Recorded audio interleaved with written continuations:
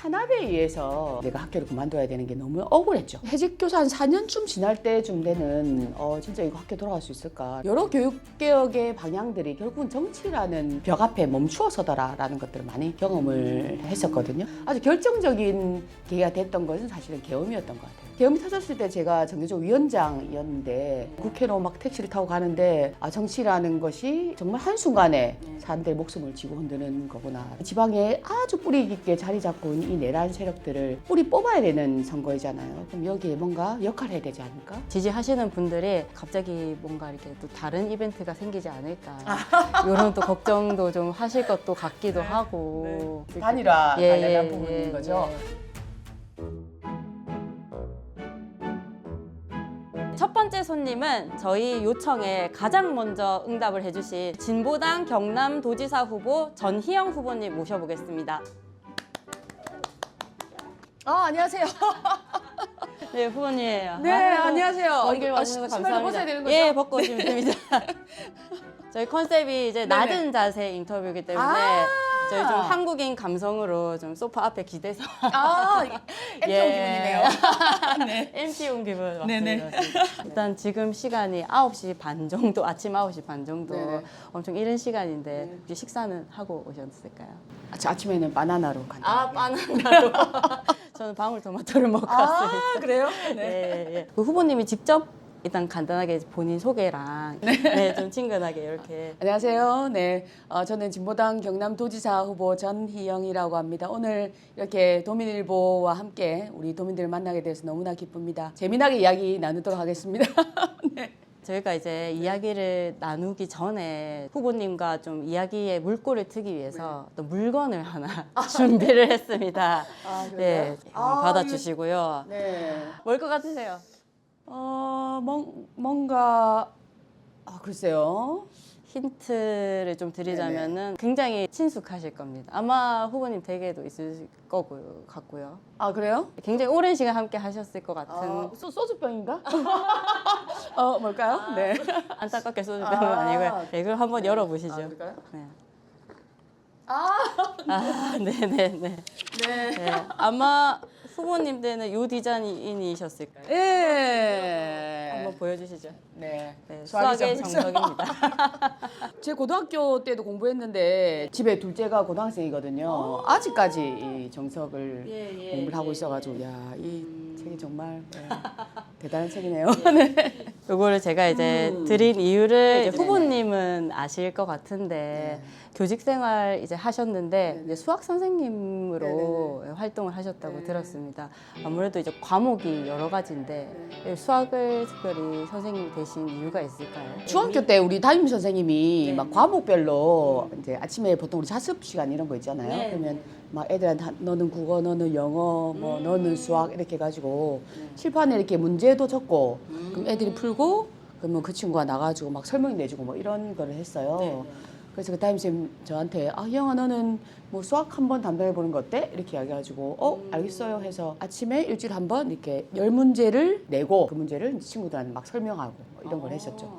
되게 재밌더라고요. 나 그럼 수학 교사 한번 해볼까? 그때 처음으로 생각을 하게 된 것 같아요. 선생님 영향 되게 많이 받으셨네요. 네, 처음에 그렇죠. 교사를 이제 하려고 하신 것도 초등학교 4학년 때 선생님이 그냥 네네네. 툭 던진 말이 막연하게 이렇게 꿈이 되셨다고. 네 맞습니다. 제가 후보님 책을 그러네요. 아주 2번 정독했습니다. 정말 정도하셨네요. 네, 만나 뵙기 위해서 제가 네. 특별히 했고요. 그래서 그것들을 이제 책을 읽으면서 제가 이제 어린 시절 부분들이 나오잖아요. 태권 소녀 얘기도 나오고. 이거 보면서 이제 되게 어리지만 좀 당차고 씩씩하고 또 되게 좀 정의롭다 생각을 좀 했었거든요. 후보님이 생각하는 그 어린 시절의 나 좀 어떤 딸이었고 어떤 학생이었다고 기억하시나요? 아주 고집이 셌죠. 네. 제가 초등학교 때 그 이유를 모르겠는데 막 학교가 싫은 거예요. 그래서 엄마가 막 학교 가라고 했는데 안 갈 거야 이렇게 해서 이 먼지털이 먼지털이 그 왜 대나무로 된 거를 막 그게 부러지도록 맞았는데 끝까지 막 고집 피우고 할 정도로 엄청나게 고집도 세고 자기 주장도 강하고 막 이런 아이였다라고 생각이 많이 들었고 좀 초등학교 때 이렇게 전학 갔는데 그 전학 간 첫날 그 한 남학생이 우리 반 친구를 막 괴롭히는 거예요. 너무 얄미워가지고 쉬는 시간에 걔가 복도에 딱 서 있길래 바로 날개차게 해가지고 애를 쓰러뜨렸죠. 그다음부터 이제 학교에 다 평정, 학교 영웅 뭐 이제 이렇게 좀 되기도 했었고 대학에 처음 이제 부푼 꿈을 안고 입학을 막 했는데 그 교문 앞에서 막 그 선배들이 쌍해방 반대를 막 외치고 있는 거예요. 근데 처음엔 약간 좀 부담스러워가지고 이렇게 막 피해가기도 하고 막 그랬었거든요.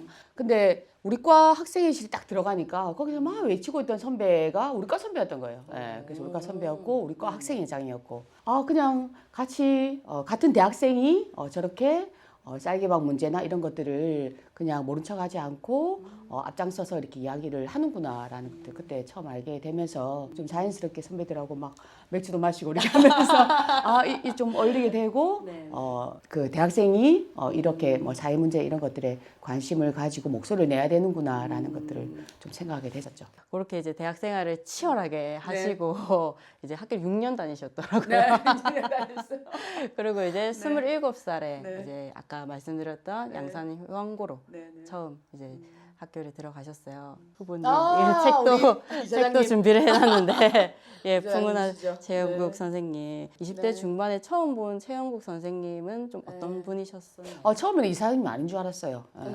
동네 할아버지. 아. 그래서 그때 한창 이제 임용고시 공부를 하고 있는데 아는 선배 선생님이 연락이 와가지고 너무 좋은 학교에 수학교사를 찾는데 한번 가보면 어떠냐. 너한테 정말 어울리는 학교야라고 해서 그럼 한번 뭐 가볼까요? 해서 그날 저녁 때 식당에서 한번 보자라고 하더라고요. 갔는데 웬 할아버지가 티를 하나 입고 이렇게 앉아 계신 거예요. 티 그래서 이사장이다 내 이야기하길래 정말 깜짝 놀랐죠. 네. 그날 뭐 밥 먹고 하는데 우리 전 선생 뭐 술을 한 잔 할 줄 알아요? 이렇게 하면서 같이 같이 뭐 소주도 몇 병 마시고 아까 선물에 소주병을 들고 네 그렇게 하면서 이제 그때 경고등학교에서 그때는 기간제 교사였고 이후에 이제 정식 이제 채용 과정을 거쳐가지고 채용이 되었죠. 이게 아무래도 20대 중반 좀 나의 어떤 삶의 어떤 지표들이 완성되지 않은 시기에 이런 또 어른을 만난다는 네. 거는 또 어떻게 보면은 많은 영향을 받을 수 있을 것 같은데 혹시 후보님 삶에서 어떤 영향을 끼친 부분이 있으실까요? 그때는 사실은 이제 이분이 그렇게 막 유명한 분인지도 잘 몰랐고 네네. 나중에 많은 분들이 제게 어떻게 최영국 이사장님이 있는 그런 학교에 근무했냐 너무나 부럽다라고 이야기할 정도로 아주 행운이었다라고 생각이 참 많이 들었거든요. 최영국 이사장님은 사실은 이제 뭐 아신 분 다 아시겠지만 아주 거부셨잖아요. 탄광도 하시고 전국의 소득세 막 10위 안에 들 정도로 아주 거부셨는데 그 돈을 다 이렇게 사람들 다 나누어주고 나중에 그때 제가 이사장님 만났을 때는 거의 빈털터리일 때 수입이 거의 하나도 없는 그런 상태에서 만났었는데도 하나도 이제 그런 모습이 느껴지지 않았고 항상 이렇게 여유 있는 그런 삶의 모습을 참 많이 보여주셨던 분이었고 제가 이 최영국 이사장님하고 그 법인노조 정교조 법인노조 관련해 가지고 참 아픈 추억은 좀 하나 있거든요.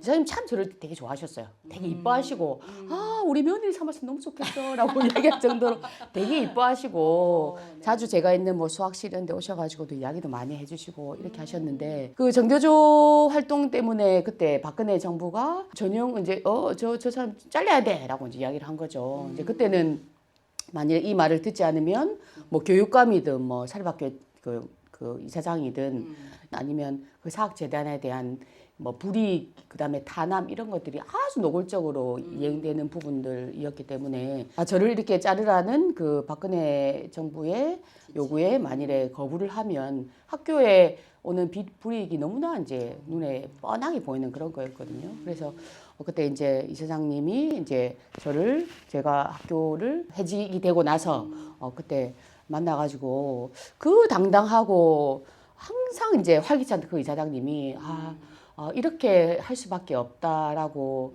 정말 슬프게 이야기하시더라고요. 이제 그 말씀하시는데 정말 그 무력감 이런 것들이 참 많이 느껴졌고 2달 뒤에 다시 또 연락이 오셨어요. 연락 오셔가지고 밥이라도 한번 먹자라고 해서 학교 근처 가서 둘이 같이 밥을 먹었는데 엄청 수다스러운 분이거든요. 말씀도 많이 하시고 근데 거의 말씀도 없으시고 아주 조용하게 밥을 먹고 나서 전 선생 같은 분이 정말 우리 학교는 정말 필요하다. 정교조 때문에 이렇게 우리 학교를 떠나지만 내가 전 선생 자리는 꼭 비워둘 테니까 언제든지 우리 학교를 와라 이렇게 이야기하셨어요. 그 당시 이제 제가 해직된 상태였는데 그게 저에게는 아주 큰 응원과 지지가 그리고 큰 힘이 되었거든요.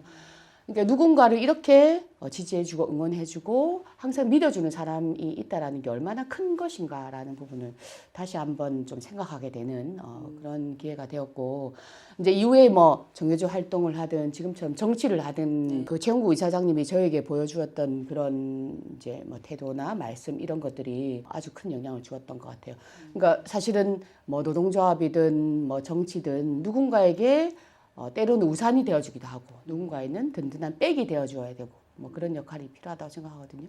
그런 마음이나 그런 방향 이런 것들을 이사장님한테 좀 배우게 되었죠. 교사로 네. 25년 재직을 하셨지만 거의 절반은 이제 또 네. 노조 활동을 이제 해오셨잖아요. 그러면서 이제 얻으신 부분들 너무 많으시겠지만 또 반대로 좀 내가 하나를 선택해서 하나를 포기한 부분들이 있었다. 좀 잃은 것이 있다면 어떤 거라고 생각을 좀 하실까요?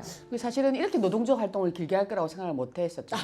제일 처음에는 2년 정도만 노동조합 활동하기 위해서 전임 휴직하고 나갔으니까 그 정도는 좀 되겠지라고 생각을 했는데 이제 박근혜 정부 탄압 때문에 4년 반 정도 배직교사 생활하고 또 복직하고 나서는 또 이제 정교조에서 역할을 좀 해라라는 요구들이 많아가지고 또 정교조 위원장 또 2번 하고 뭐 이렇게 하다 보니까 꽤 긴 시간을 학교에서 좀 떠나 있긴 했는데요. 이런 것보다는 좀 아쉬운 부분은 있는 것 같아요. 예, 왜냐하면 학교 생활 진짜 재밌거든요. 학교에 있으면 학교 생활 너무 재밌어요. 예. 아이들하고 막 뭐 수업 시간 만나는 것도 재밌고 뭐 다 아시겠지 뭐 체육 대회도 하고 소풍도 가고 수학여행도 가고 이렇게 학교라는 교단에서 아이들과 직접 만나는 그리고 선생님들과 직접 이렇게 몸으로 부대끼는 그런 학교 생활을 직접 못했다는 것이 꽤 긴 시간 동안 되게 아쉬운 부분이거든요. 그래서 그게 좀 다시 오지 못하는 부분이어서 되게 그만둘 때 되게 마음이 좀 아프기도 했어요. 예.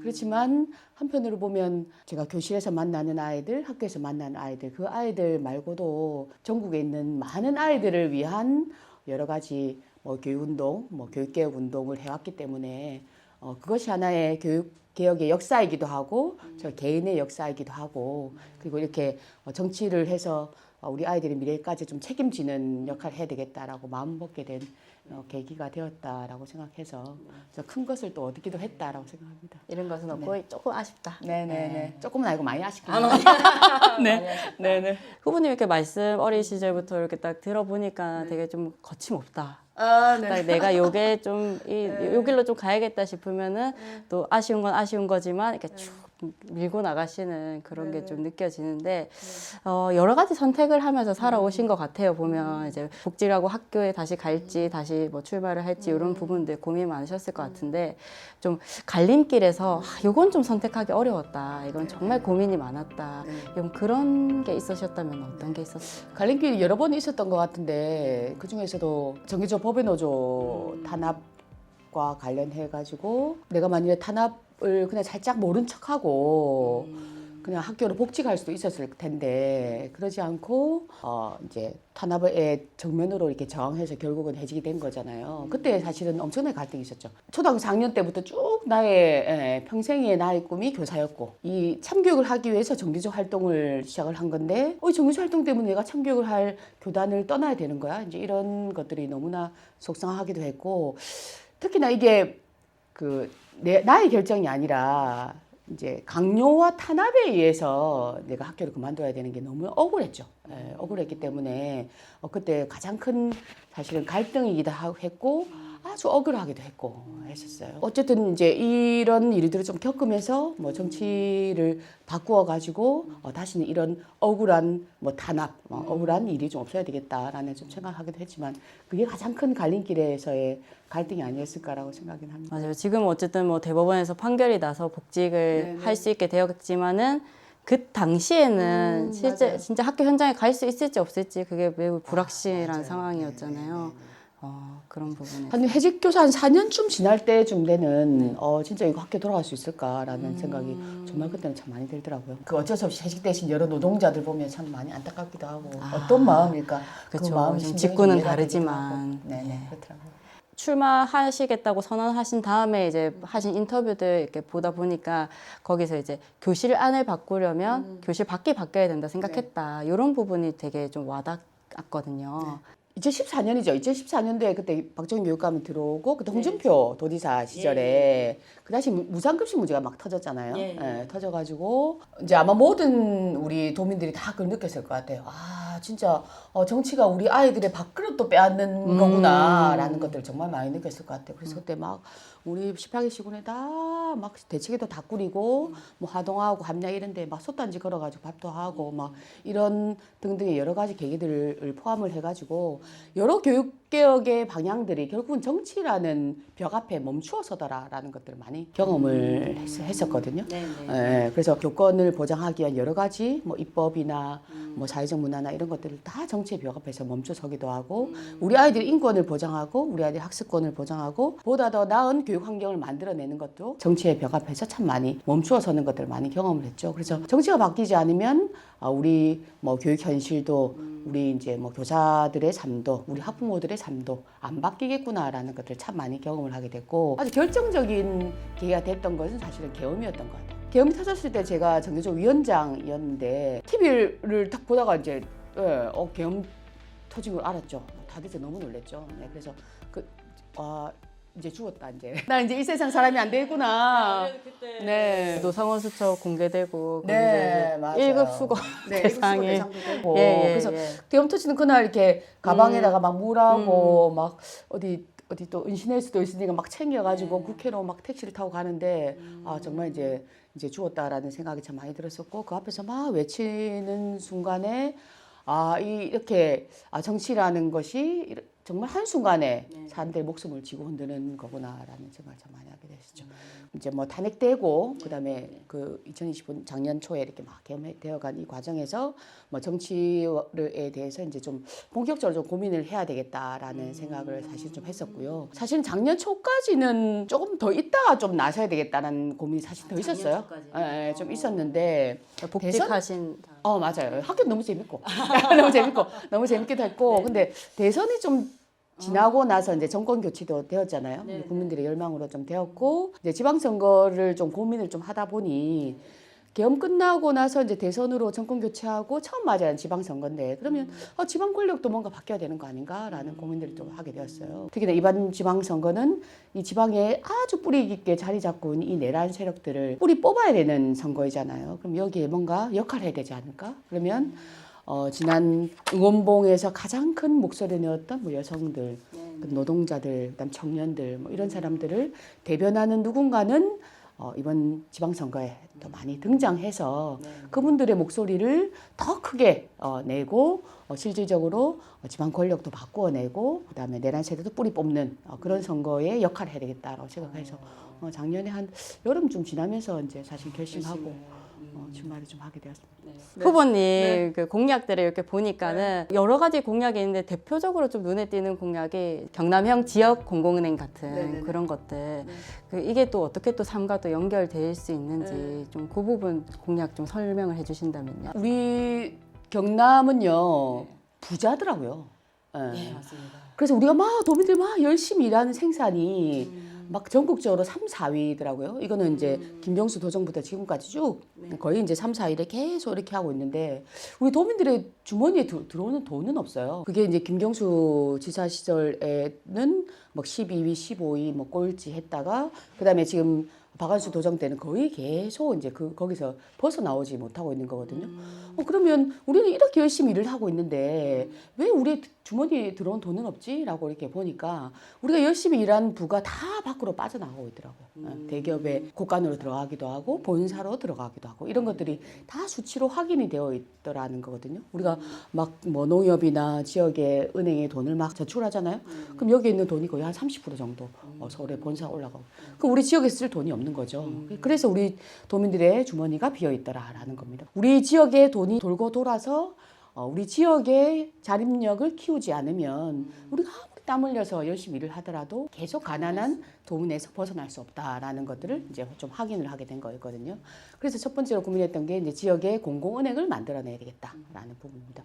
지역에 지금 이제 금고가 그 농협하고 이제 경남은행이 있잖아요. 이제 거기에 거의 14조 돈을 넣어놨는데 그 돈을 우리 지역의 공공은행에 넣으면 이자만 해도 엄청나잖아요. 그 이자를 가지고 우리 지역에 꼭 필요한 뭐 일자리나 아니면 뭐 돌봄에 대한 거나 뭐 이런 데에 또 투자도 할 수 있도록 그렇게 하면 돈도 돌 수도 있고 그리고 자영업자들의 서민들이 가장 서러울 때가 대출을 못 받는 것 때문에 신용이 안 되어가지고 그래서 그분들에게 대출도 아주 저리로 좀 할 수 있도록 지역 공공은행을 만들어내고 그리고 지역 재투자법을 국회와 그리고 지역 재투자 조례도 지역에서 만들 수 있는 거니까 지역에서 벌어들인 돈은 다 지역에 재투자할 수 있도록 하는 거 이게 두 번째고요. 이런 등등으로 지역 순환 경제가 만들어져야 부자 경남 가난한 도민시대를 이제 끝낼 수 있겠다라는 것 때문에 제기를 하게 되었죠. 최초의 여성 네. 후보시라고 예. 도지사 후보시라고 제가 그거를 듣고 아 진짜 처음이야 이렇게 하고 네. 찾아봤는데 광역 단위 단체장은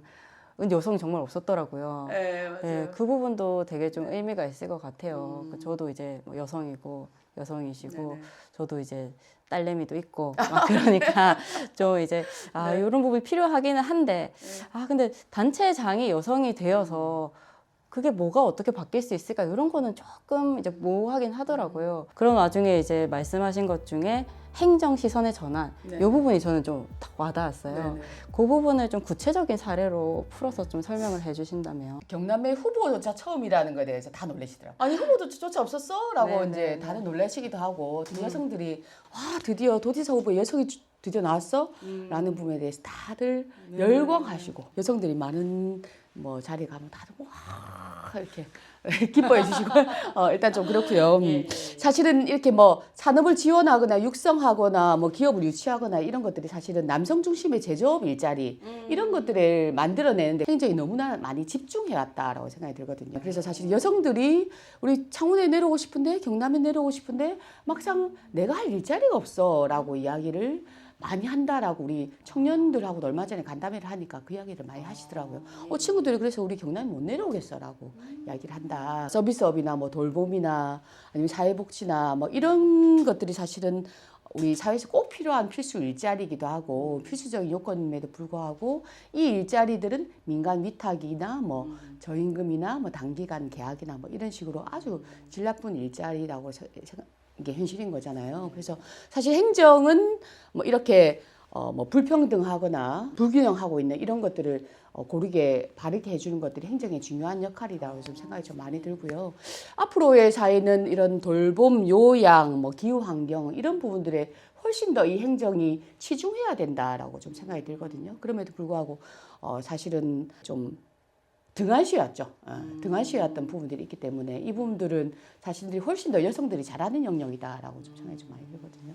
도민 한 사람 한 사람들이 뭐 살림살이에 대해서 여성의 시각으로서 더 좀 챙겨 나가겠다라는 의미에서 행정 시선을 좀 바꿔보겠다라고 좀 말씀드렸죠. 일자리 부분은 말씀 듣는데 제가 얼마 전에 이제 저희 회사에 수습 기자가 들어왔는데 경주 출신이 있더라고요. 네. 근데 거기는 친구들이 다 뭐 대학을 뭐 서울이나 다른 지역에 갔다가도 네. 다시 경주에 와서 일을 한대요. 그래서 어떻게 그럴 수가 있지? 저희는 이제 다 외부로 유출이 돼서 그게 고민인데 그 얘기를 들어봤더니 딴 게 아니고 일자리가 많다고 하더라고요.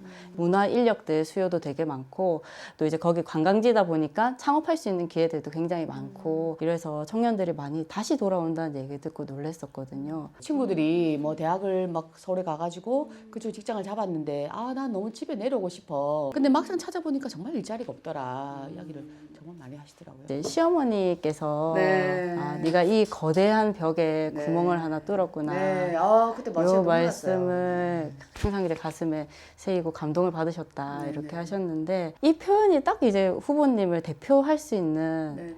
그런 좀 문구가 아닌가 네. 이런 생각이 들더라고. 방금 이제 말씀해주신 것도 아. 거대 당에 들어가면 편한 게 갈 텐데 네. 또 굳이 이제 진보 정당 소수 정당에 참여하셔서 어떤 그 역할을 하겠다 이렇게 하신 부분이 좀 맞닿아 있는 것 같은데 네.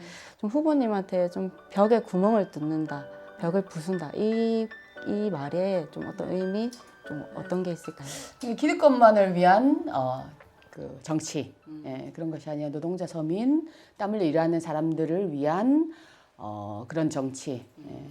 그래서 기득권만을 위한 아주 이 사회 공고화된 그 벽을 노동자 서민들의 목소리를 담아서 망치가 되어서 이렇게 깨뜨리고 싶다라는 생각을 많이 하고 있습니다. 말씀하신 그런 사람 살리는 정치 이런 거 좀 보여주셨으면 좋겠다 생각이 들긴 하는데 정말 꼭 그러고 싶네요. 사실 이게 발표된 이 여론조사들 결과의 거를 보면은 그렇게 희망적이지는 않은 것 같아요. 이게 수치를 봤을 때는. 그러면은 이번이 아니더라도 계속해서 그런 벽을 부수는 벽에 구멍을 내는 그런 도전을 하실 계획이신지. 그럼요. 계속 해야죠. 일단은 지지율이 계속 올라가고 있습니다. 너무 기쁩니다. 이번에 KBS에서 이제 1%가 시작이 되었고 MBC에서 3.3으로 했고 경남신문에서 5.2였고 경남신문의 창원은 8.6. 저의 진심이 이제 도민들에 대해 가닿고 있다라고 저는 생각이 좀 많이 들거든요. 열심히 뛰면 아마 이 마음을 잘 알아주실 거다라고 좀 생각이 들고요. 조심스러운 질문을 한다 그러면 지지하시는 분들이 지지하지만 이게 또 갑자기 뭔가 이렇게 또 다른 이벤트가 생기지 않을까 이런 또 걱정도 좀 하실 것도 같기도 하고 그런데 그런 우려에 대해서는 좀 어떻게 답변을 해주실 수 있을까요? 단일화 관련한 부분인 거죠. 이번 선거는 내란 세력을 완전히 몰아내는 선거다. 그리고 민생을 회복하는 선거다. 이 두 가지가 우리 당의 목표입니다. 그래서 내란 세력을 완전히 몰아내기 위해서는 지난 계엄 투쟁에 함께 힘을 합쳤던 그 정당들이 다 힘을 합쳐가지고 투쟁해야 되는 거 아니냐, 선거를 같이 해야 되는 거 아니냐라는 기본 입장이고 특히나 불경 지역 같은 경우는 이미 보수층의 결집이 눈에 보이고 있는 거잖아요. 그래서 이 불경 지역 같은 경우 특히나 더 그렇다라는 입장이고요. 3월에 한번 발표했고 4월달에 한번 발표했고 경남 도당 차원으로도 같이 단일화하자라는 입장을 현재로는 낸 상태이거든요. 그래서 이 단일화 관련해서는 언제든지 우리 그때 같이 했던 당들하고 논의를 할 수 있다라는 거고요. 단일화는 무조건적인 단일화는 아닌 것 같아요. 내란 세력을 우리 힘으로 모아가지고 함께 몰아내자라는 것이 직접적으로 눈으로 표방도 되어야 되고 그리고 함께 사회개혁과 관련해서 함께 손을 잡고 우리 경남을 한번 바꿔보자라는 것들이 힘이 합쳐질 때만 단일화와 관련되는 것이 의미가 있지 무조건적인 뭐 단일화 뭐 이런 것은 그냥 뭐 저 선거를 둔 뭐 표계산, 미합집산 뭐 이런 것은 좀 아니라고 저는 생각이 들거든요. 네, 그래서 같이 뭐 언제든 논의할 용의는 있습니다. 네, 안녕하세요, 도민 여러분. 부자 경남 가난한 도민 시대 졸업하고 싶습니다. 우리 도민들의 힘 모아서 새로운 경남 정치를 열어보겠습니다. 경남 첫 여성 도지사 전영입니다. 많은 지지와 응원 부탁드립니다. 고맙습니다.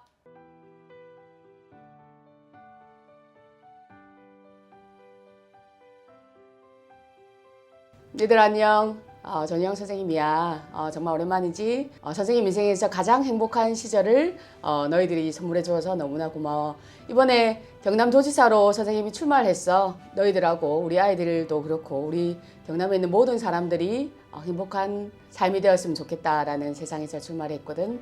앞으로 많이 지지해주고 응원해줬으면 좋겠어. 다음에 한번 소주 한잔 하자. 안녕.